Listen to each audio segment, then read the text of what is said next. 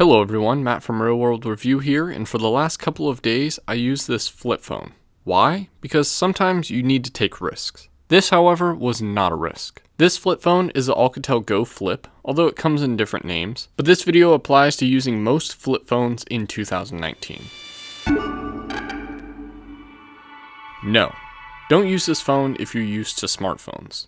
The internet sucks on this. This phone runs KaiOS, which is technically Android OS, but it does not run Android apps. Trust me, I tried everything. The one I had was AT&T, but it was unlocked. With that said, I tried using this with T-Mobile, and everything works except for texting to my phone.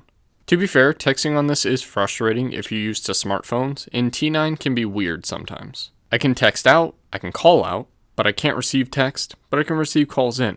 Not sure what's happening there, but I'm assuming the unlocked versions should work perfectly fine. There's a 1.44 inch screen on the outside, which is convenient for telling the time and seeing when someone calls you, while the 2.8 inch internal screen is a reasonable size for this phone. Super low quality, but it works.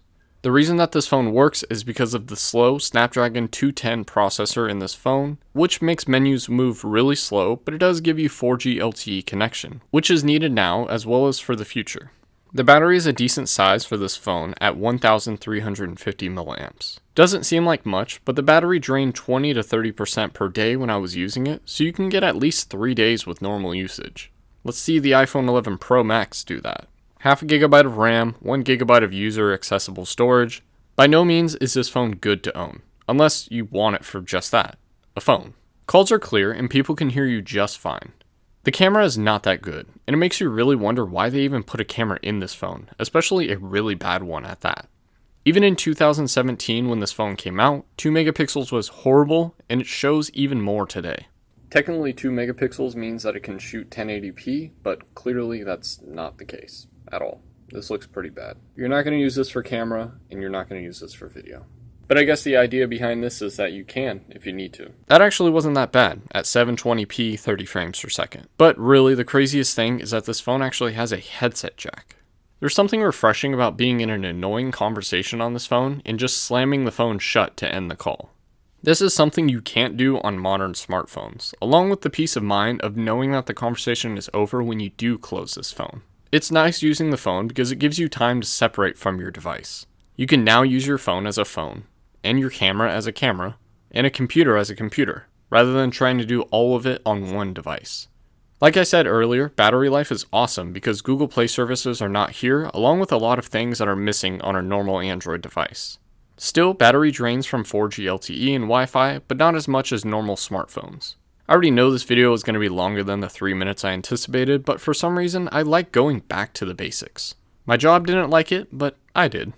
The answer to that by the average person is no. For someone who just wants a phone for calls and that's it, this may be perfect for them. Sure, the phone is slow, but for $58 or less on Amazon, this isn't actually a terrible deal for someone who's looking for an easy-to-use phone. I'm not a fan of them advertising this phone specifically for elderly people because those aren't the only people that want to buy flip phones. There are still people that miss phones like the Razr or Nextel phones, and I can respect that. I mean, look at the prices Verizon is selling these basic phones. So under $60 is definitely worth it. This is probably the shortest time I've spent trying to review a phone, but I actually enjoyed using this phone. Something about going back to a flip phone is pretty cool. The nostalgia behind flip and slider phones is also another reason why I feel like this style will never die. With all this said, it's kind of outrageous how thick this phone is, even when you compare it to thick Android phones.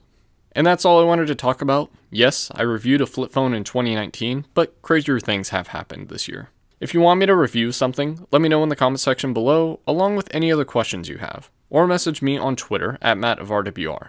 And feel free to follow me on the social media listed above, as well as subscribing for more review and repair videos. And hit that bell button so then YouTube actually reminds you when a new video does come out. Thanks for watching.